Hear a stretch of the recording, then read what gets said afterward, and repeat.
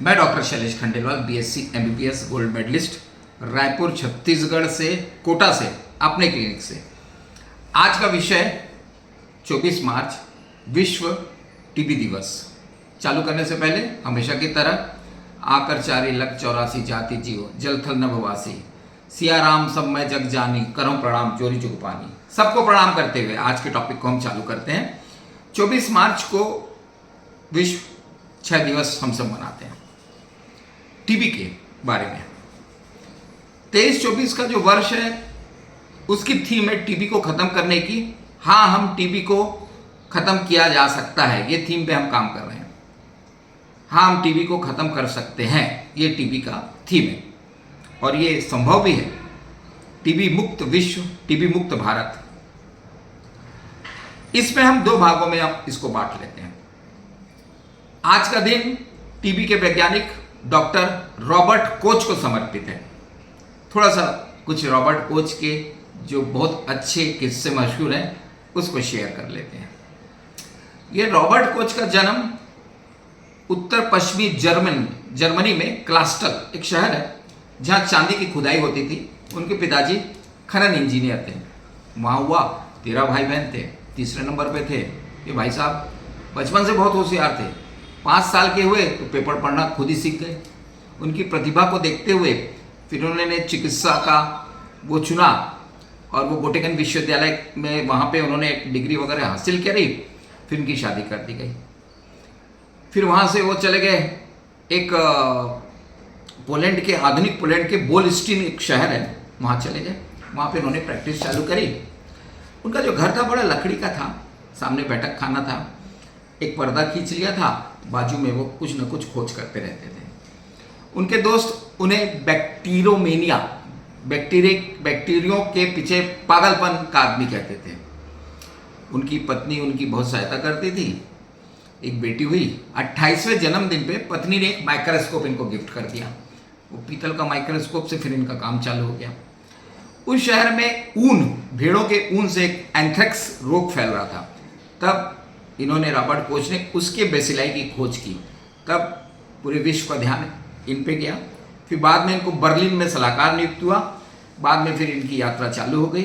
इन्होंने टीबी के कीटाणु की खोज की। 6 महीने अकेले रह के 24 मार्च को दुनिया के सामने टीबी के कीटाणु को पेश किया। 2 और बातें हैं। हैजा के लिए भारत आए थे, कोलकाता, वहाँ पे हैजा के कीटाणु पे इन्होंने खोज की थी। इनके जीवनी पे फिल्म भी बन चुकी है।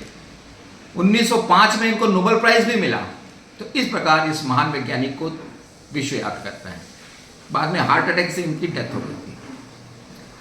अब आते हैं टीबी की तरफ। सब जानते हैं टीबी एक संक्रामक रोग है। माइकोबैक्टीरियम ट्यूबरकुलोसिस, जो बैक्टीरिया रॉबर्ट कोच ने खोजा था, उसी से फैलता है। ये खांसेंगे टीबी का व्यक्ति या उसके अपन संपर्क में आएंगे, उसके लार के संपर्क में आएंगे तो ही हमको होगा। 2 चीजें इसमें हैं। या तो हमारी प्रतिरोधक क्षमता कम हो जाए, तब कीटाणु घुस जाता है।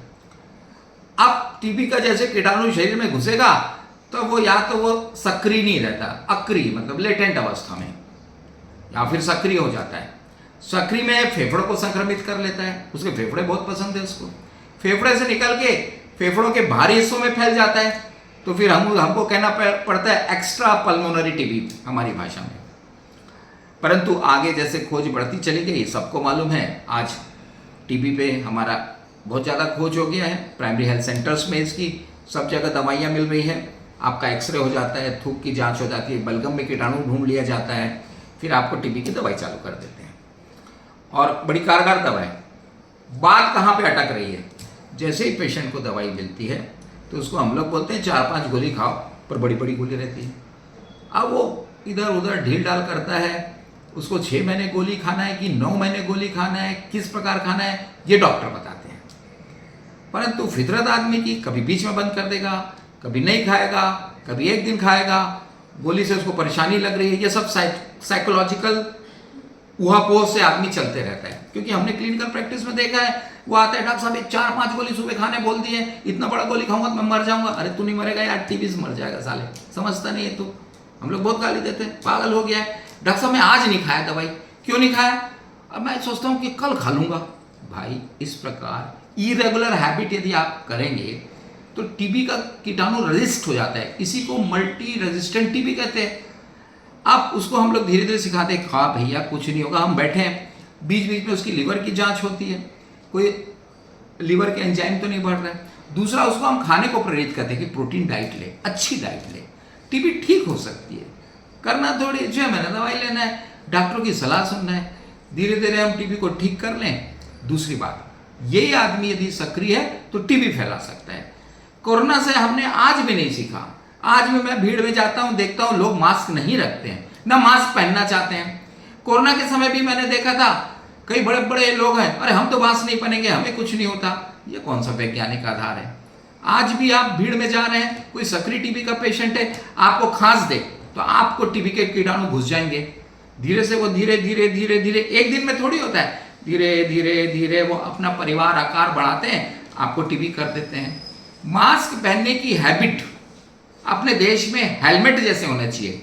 हेलमेट और मास्क दोनों की देश में हैबिट अभी अच्छे तरह से नहीं है, मुझे कहने में कोई संकोच नहीं है। हम भीड़ में जाते हैं, कहाँ मास्क पहनते, रेलगाड़ी में रहते हैं मास्क नहीं पहनते, स्टेशन में रहते हैं मास्क नहीं पहनते।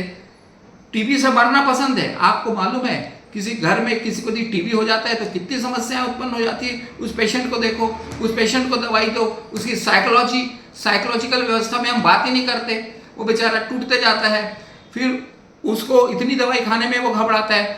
6, 7, 9 महीने परिवार उसके साथ लगे रहता है। कई बार क्या होता है, अभी एक पेशेंट थे जिनके दामाद को टीबी थी, वो मेरे यहाँ दामाद को लेके आते थे। अब भी की घटना है, मैं उनको बोलता था मास्क पहनो, वो दामाद का इलाज कराते रहे, दामाद तो ठीक हो गया। बाद में जब उनको कुछ बुखार उखार आने लग गया तो उनको हमने पूरा जांच करी तो टीबी निकल गई। टीबी कोई जरूरी नहीं है कि फेफड़े की भी रहे।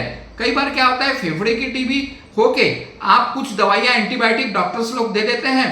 आजकल तो लंग्स के HRCT स्कैन भी होने लग गए हैं। एक तो हम क्या है, डायग्नोसिस के लिए टेस्ट करवाने में पीछे हटते हैं, वो कभी नहीं हटना चाहिए।